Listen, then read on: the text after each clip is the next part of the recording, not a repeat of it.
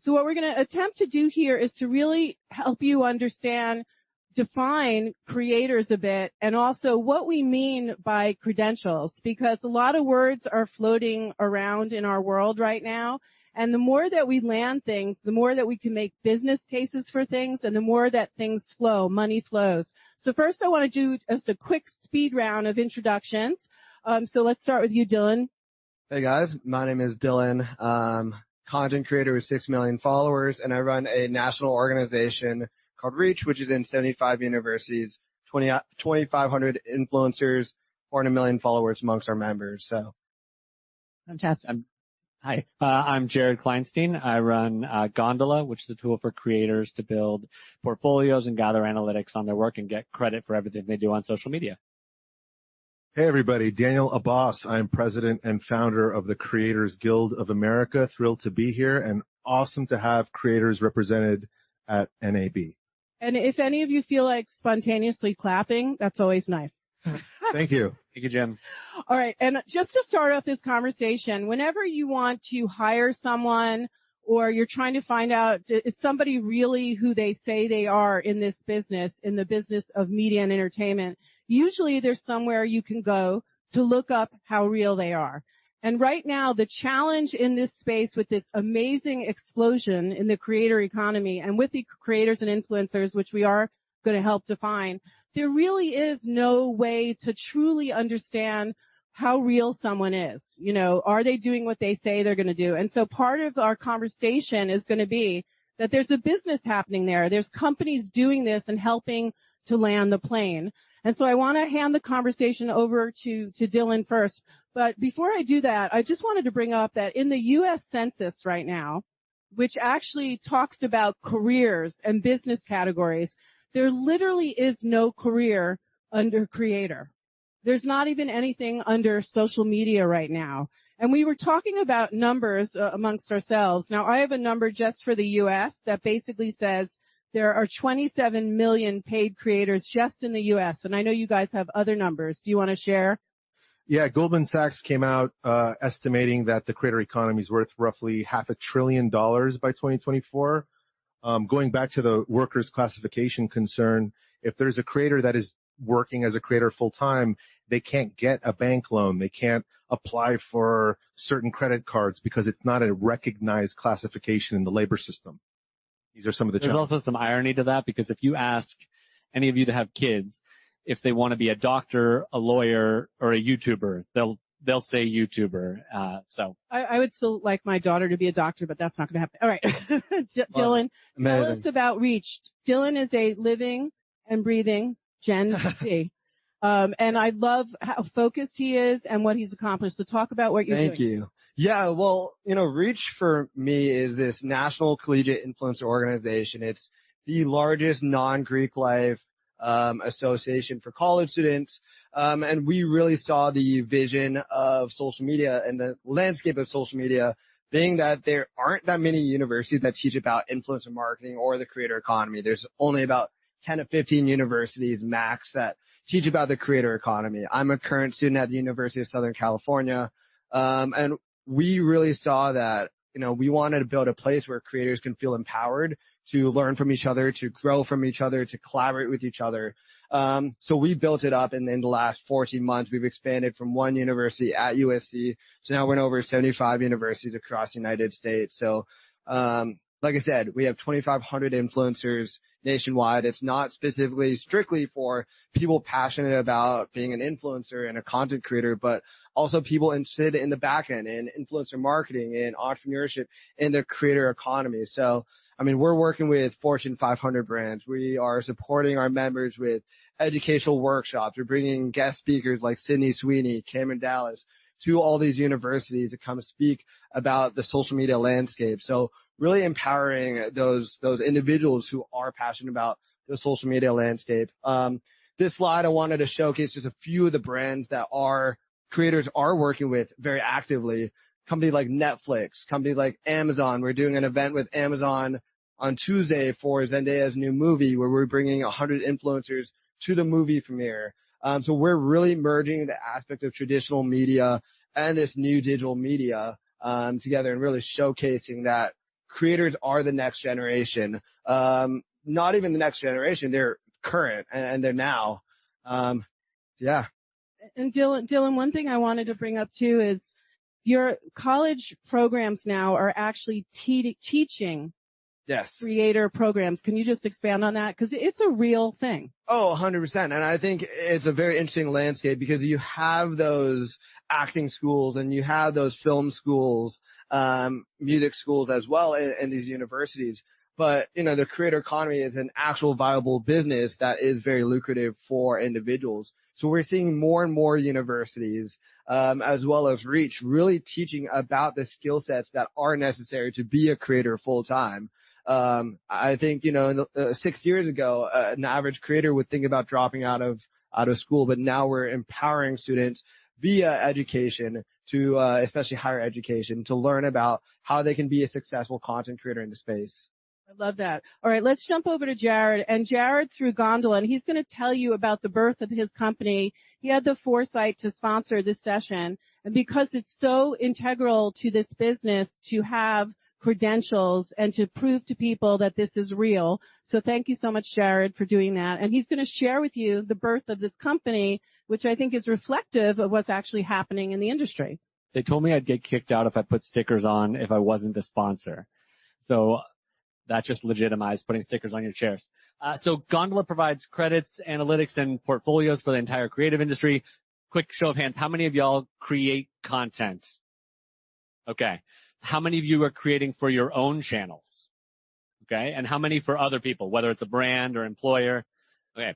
My guess is for everybody that just raised their hand, when you have a piece of content that gets published by your employer or a brand that hires you, you're not getting credit for the work. So that is the problem we've tried to solve. This happened by accident. I run a production company in Denver called Fresh Tape Media. We were trying to track our work, and there wasn't an easy way to do so. So we built a system, didn't tell anybody about it. And then 2 years later, after realizing that we had built somewhere where if you pasted a link from Instagram, you could see who the videographer was, we've accidentally made IMDb for social media. So now Gondola is out in the world, and there's a couple things I want to sort of highlight for why this matters. First is on the left, tiny font. Sorry, you can't see anything there.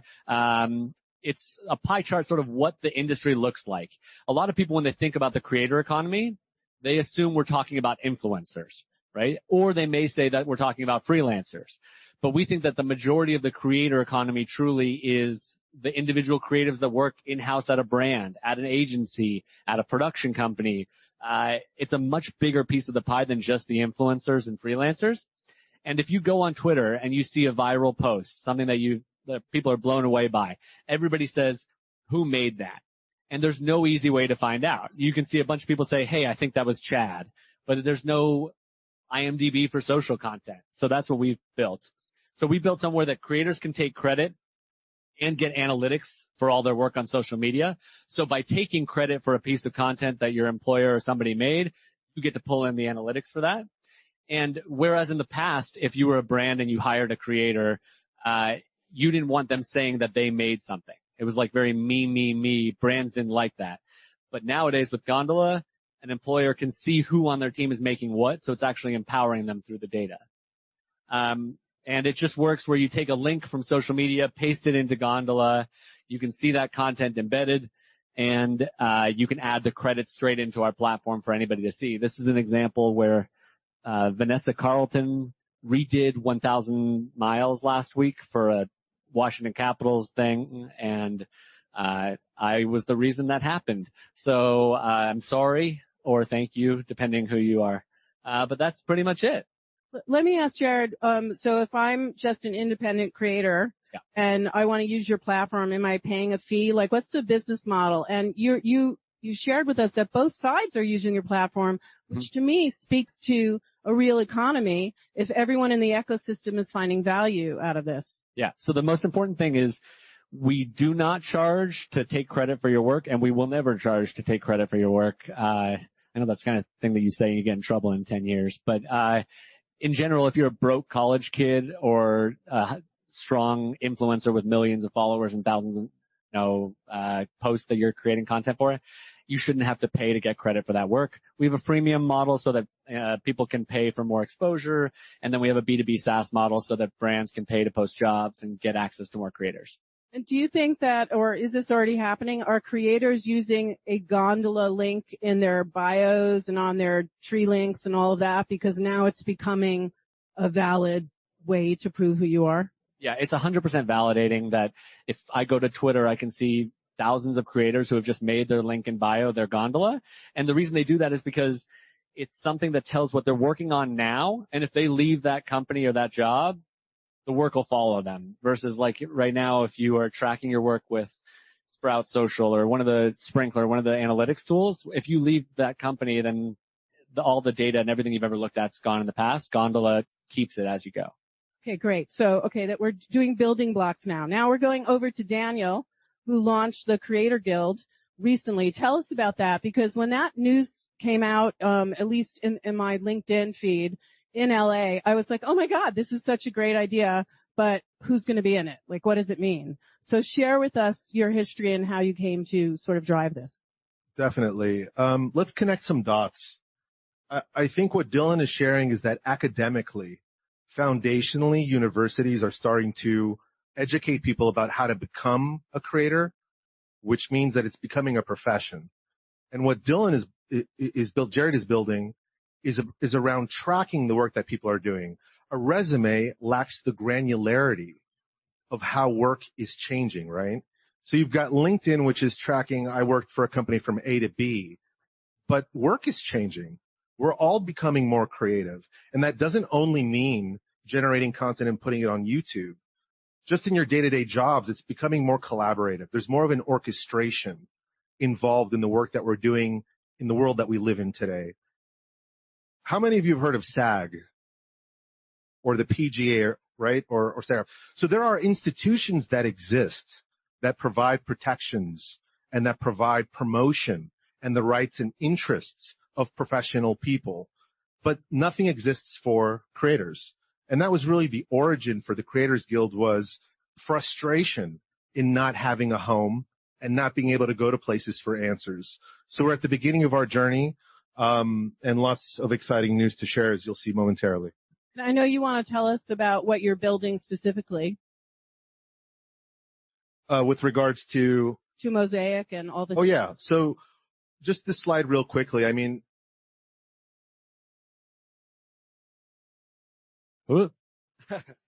I was asked, what is it that creators are looking for? And I think whenever you build an organization, the first thing you should do is ask the questions yourself. So what are the things that creators are facing challenges with? And this is what we've been hearing. Education. How do I do things? At the academic level, definitely if you go to a university, you can take some courses and learn, as Dylan has been sharing. But there's more to education that exists that requires people to understand how contracts work, right? Who understands content ownership or privacy laws or, perpetuity when you sign off to an agent deal. Resources like that are important that you may not be able to get from an educational resource. Secondarily, someone can help me here. Standardization. A big pain point in the creator economy is payment terms. And if this is your only source of income, it really sucks if you don't get paid for 90 days or 120 days. Who is to say what is appropriate in the economy? It's very much the wild, wild west. It still is. So we're working on establishing standardization for best practices within the community and in the economy. Help me. Yell it out. Opportunities. I mean, I think the creator economy is very much connected. It is a organism where people meet. It's usually very sellish or cliquish. But we're hearing conferences like this where people can meet across the entire spectrum of the ecosystem of creator economy. Again, creators, the way that we think about it, much like has been shared today, isn't only people in front of the camera. If you're an editor, you're part of the creative community. If you're an entrepreneur, you're part of this creative community. If you're a videographer, etc. And Jared has hit on a lot of those points. Being able to network and build teams to generate your own income streams and revenues also something that people have been asking for. And the last one is recognition. Jared's been building a really great system called Gondola, which he's shared about. But recognition, going back to this comment around your resume, does your resume really dictate the work that you do? It lacks granularity. It's very low resolution.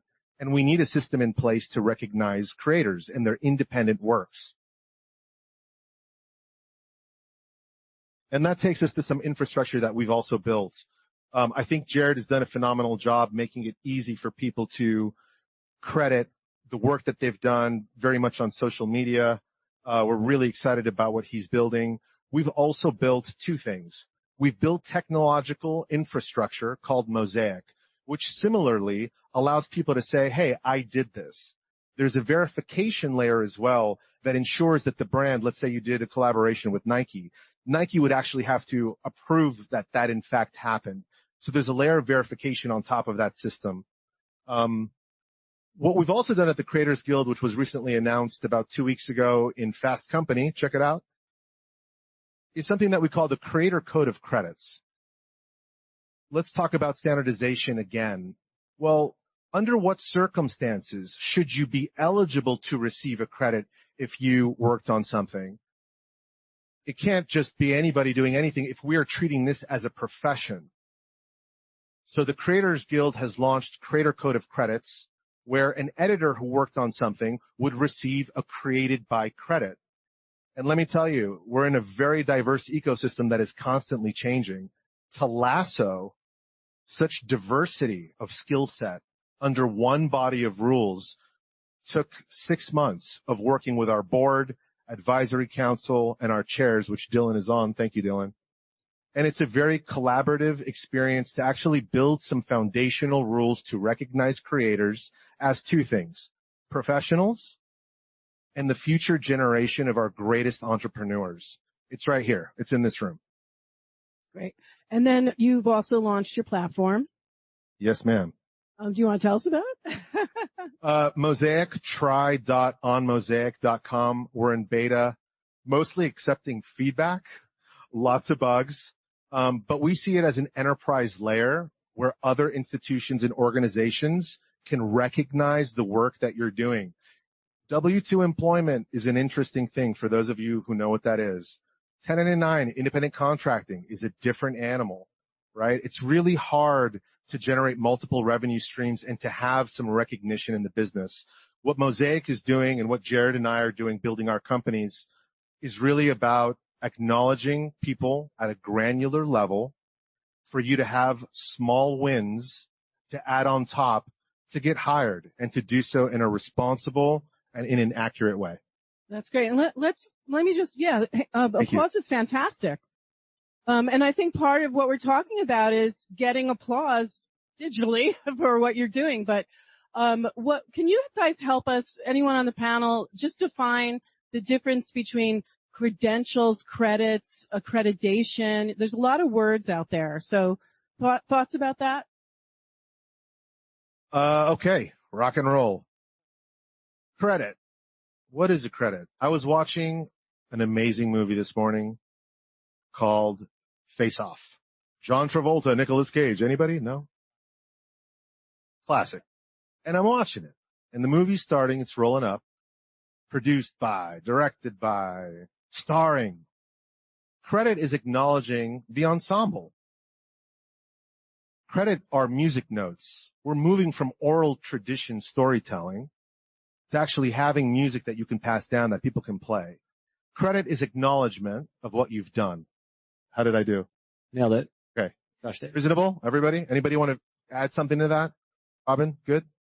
Oh, so one thing on credits that's interesting is on the Face Off movie, there may have been somebody that did one scene, right? They did the VFX on like when Nicolas Cage's face was like melting, right? And they still get credit, right? It's complicated when it comes to social media credits, because somebody may say like, oh, he didn't edit that video. I did that video. But if he edited one shot, that would have counted for an IMDb credit. So sort of we have to accept that credits can include the major characters, the producers, the DPs and everybody, but also the individuals that just did one clip.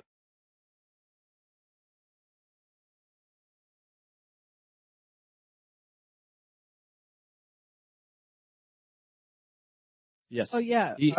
I got it, Jim. I don't think anybody else got it. I was saying, when you do any type of music, I'm a composer. And so when you put music or anything with music on it, there's a place for metadata.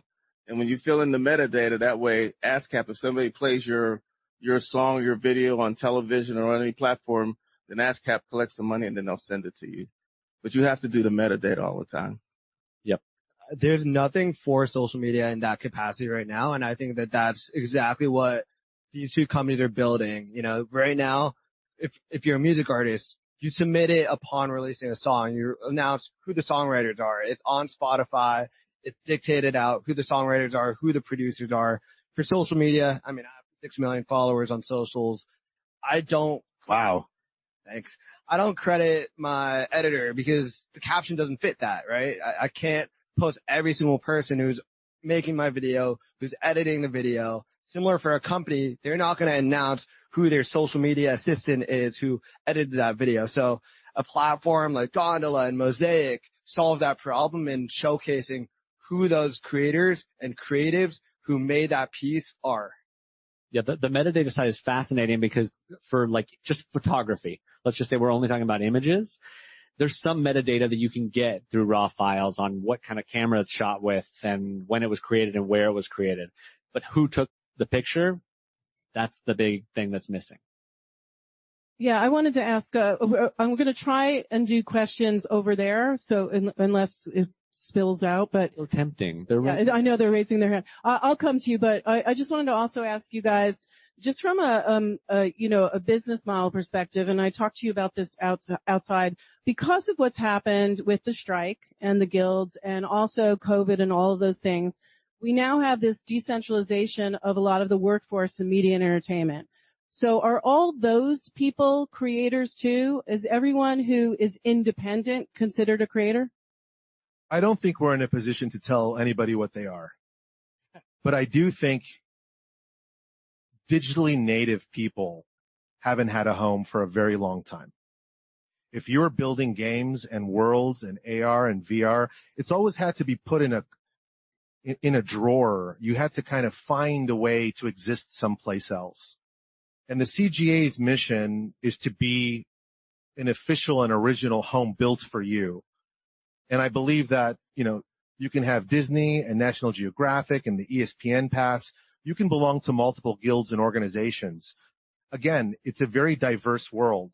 Creativity and art, it's difficult to put in a box, right?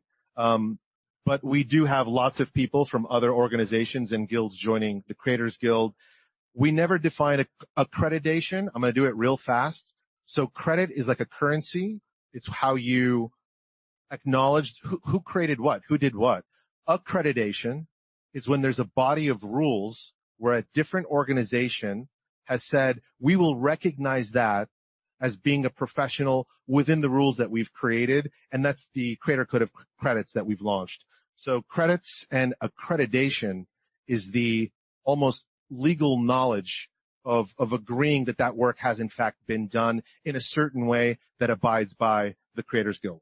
Jared? I was just going to say that it's so fascinating how different creators get treated, not just how they identify themselves, but how they get treated based on who they are. So Dylan has 6 million followers. He has reach. So for the NBA, if they publish a piece of his content, they have incentive to mention him.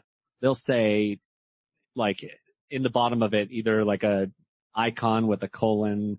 Camera emoji. Yeah.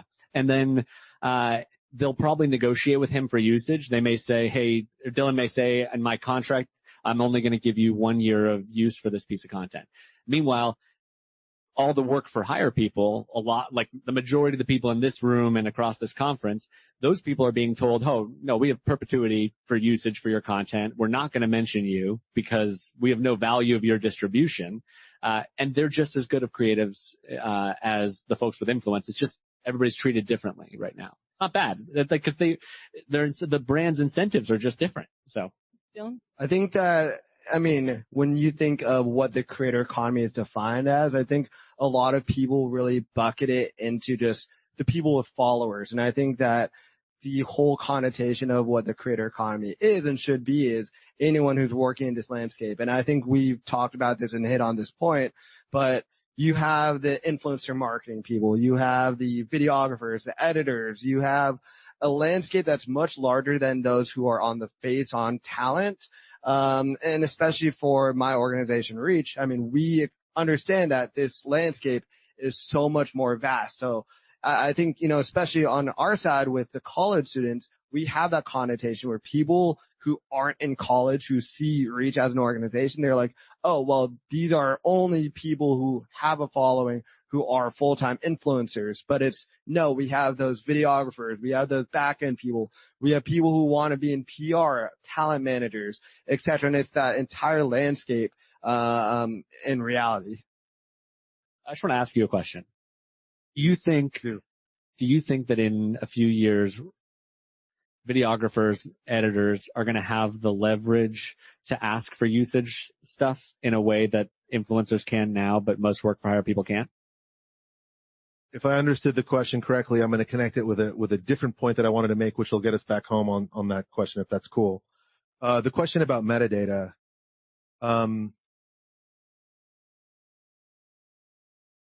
Creators come from the very beginnings of influencer marketing where you would get paid to endorse or create content for somebody. And there's a shift of creating your own content and being able to monetize that and getting paid directly. And that's kind of where we are now. But I think that payment is still contingent on brand deals or AdSense dollars from YouTube, etc. I think where we end up going, I hope I'm answering. I think where we end up going, and I'm going to use AI, this content will be watermarked that you upload. There will be a cryptographic signature and fingerprint on everything, much like music publishing. And you should, creators, receive royalties. You should receive royalties for your work that are out there surfing the internet. So I think that there's automation and improvement and efficiencies created with the scale at which content gets created. I think there's more ownership in the distribution process. And I think payments get made more efficiently directly to creators, as they should, as we've seen in other industries. Did I get some of that? Some? What about, you brought it up, and I know every panel is going to mention it, but what about Gen AI and what's coming down the pike? And how are we going to work within that construct? I love AI. Yeah. I think it's super powerful, and I think it should be a paintbrush in the toolkit. And I say this every time I speak on a panel, because every single panel asks questions about AI, but I think it's beneficial for a creator because it helps you with your productivity to be able to more efficiently create the content that your fans are going to resonate with. When I started social media back in 2016, and still now to this day, people aren't watching my content specifically strictly for the way I edit it or for the way that it's worded. It's about me as a personality and being relatable for people. And I think that at the end of the day, the most successful creators would be the ones who resonate well with an audience. It doesn't have to do with what tools or what softwares, me using Photoshop, etc., to leverage my following. It's really about how do I relate to this audience. So, AI tools that help me come up with video ideas or captions or thumbnails, those are making my life easier, which thus allows me to get a better output for my following that is more honed in to what my audience wants, and to be able to understand, okay, this is how I can gauge my audience and be able to resonate with them better. So I love AI on my side. Yeah, I think that AI has been this big buzzword for the last year or so. If you didn't use AI as a word and you just told people that Photoshop added a new feature to help with backfills and stuff like that, people would just say, wow, that's a sick feature, instead of being scared of it. And I think that in general, as you said, it's like painters with different paintbrushes or different tools, right? In Picasso's days, they didn't have Photoshop and Lightroom, right? So they used what they had. So our artists of today are using the best possible tools. And if that means that somebody is actually a better prompt generator than they are an actual Photoshop whiz, that person could be the next best creative if they're using the best tools to their advantage. Can we talk about what AI even is? Yeah, I mean, there are certainly different kinds. That's the boogeyman 2 letters, but there are so many different kinds. So go ahead. Okay, here's my horrible version. Apologies if there's any crazy AI people out there. We used to write code and it would do a command and you would set the rules around it and it would do the command. So it's an alleyway with a destination. And AI is ping pong. It's a different game where it's studying and the ball goes back and forth and then it makes more efficient decisions the next time around. So hence some intelligence there because it can actually write its own code, if that's a reasonable explanation. So Sora or ChatGPT, Sora in particular since creator, I think on the content side, certainly for ChatGPT as a means of getting smarter quickly. I mean, it writes most of my emails. It makes me sound a hell of a lot smarter than I am. And you train it. And I think that prompting skill set is a real thing. You have to educate it and kind of manipulate it like clay to get smarter with you. But I think AI is going to make us all more efficient. It's going to equalize intelligence. Here's my punchline. You ready? Okay. It's going to equalize intelligence, which is going to bring back an artistic renaissance. If we're all smart enough, we almost go back to, well, what makes us unique as human beings? So I think in a way it is a productivity tool. It is going to saturate the market with a lot of content, but it's almost like why I would choose making coffee in my house as an artisan, which I just brought an espresso machine. I'm still learning I suck, compared to going to Starbucks. And I do think content is always going to go back to purity. And back to Dylan's comment, I think that the relationship you have with your audience, for creators out there, you're going to be able to put your artistic spin on things because that's going to be the differentiation in the future. It's your artistry. I think that's a beautiful, positive way. Yeah, let's have a hand for it. Let's give credit. My one last question is, okay, we're dealing with all these big social media companies and platforms, and the biggest complaint about them is they take advantage of creators. So, but you guys many of you have specific relationships with them that are positive. So I just want to hear, how are we working with these algorithm machines, these big brands that have big names and that really own the doorway to a lot of the content that your peeps are creating? What's the story behind that? Well, I want to give some context. I used to work at Vine.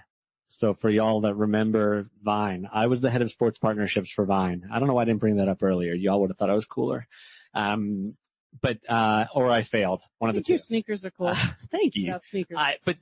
What I learned at the time was just how hard it is to make money as one of those platforms and also show love to the creators. If you ask Lele Pons, Logan Paul, Jake Paul, King Batch, all of them, if for the first 3 years of Vine when they were popping, if Vine gave them anything outside of the opportunities for brand deals, they'd say no. Vine gave them nothing.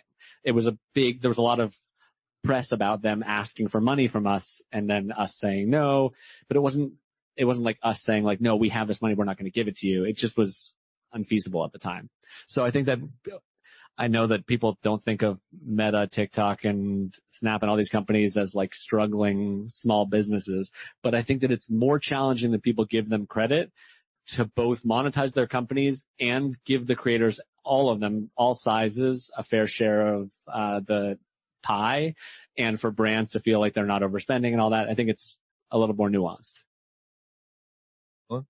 I'm on the creator side, so he was obviously on the platform side, but I talk to creators every single day. And for us, I mean, it's really cool because we're seeing new ways for us to be able to monetize. Obviously, you have the traditional paid advertising, do an integration on your TikTok for 30 seconds promoting a brand. But I think we're now starting to see more platforms starting to develop programs to leverage creators because they understand that creators have to dedicate some time on their platform. So they want to draw a creator in and be posting on that platform more and more. platforms like Snapchat. I get 20 million views every day on Snapchat, and that's a big payout. There's a new live streaming platform called Venivio, which is paying out creators better than I've seen any other live streaming platform pay out creators in the past. But then, on the more, brand side, we're seeing brands that are tapping into creators for focus groups and for beta testing and to do consulting. And we have brands that are giving creators equity as strategic advisors to lead the brands into how can they strategize in the creator economy. And we're seeing UGC content develop from creators and strategic partnerships. So the way that creators are starting to get paid now, beyond just the platform, has exponentially increased in addition to your average, online membership and courses that you can sell and merchandise. There's more and more ways for a creator to be able to leverage their following, and especially for reach, we're helping those creators to understand these are the array of opportunities at your disposal. Jared? Well, I think that there's an obvious correlation to that and to the music industry, right? Think about how many musicians make way more money touring than they do on their album sales now, right? So, and yes, they can complain that they get less on their streams than they want, but they're finding ways to rake it in if they're thriving in those other markets. So I see that a lot. I'm going to break the rule of not asking questions because the man in the greenish shirt wanted to ask a question. But as I'm coming, but as I'm asking it, I also wanted to know, have there been any surprises for any of you as you dug into this business? I know you just launched this new business. Anything that really caught you off guard about it, positive or negative? Lots of things. Yeah, definitely. I think a lot of the traditional world woke up quickly. I think that much like learning anything new, there's always resistance. It's difficult to learn new things. But we've also seen an outpour of support and leadership in the creator economy and creator community reach out to us. So it's been both. It's been trying to mitigate gently and establish friendships, some of the older institutions, shall we say, and simultaneously trying to understand how we can leverage the great people, which there are several in this audience and on this stage, and bringing them together to help unify the voice. I'd say the biggest surprise is the lack of abuse of public-facing data. So we have the ability to take credit for your work on Gondola, right?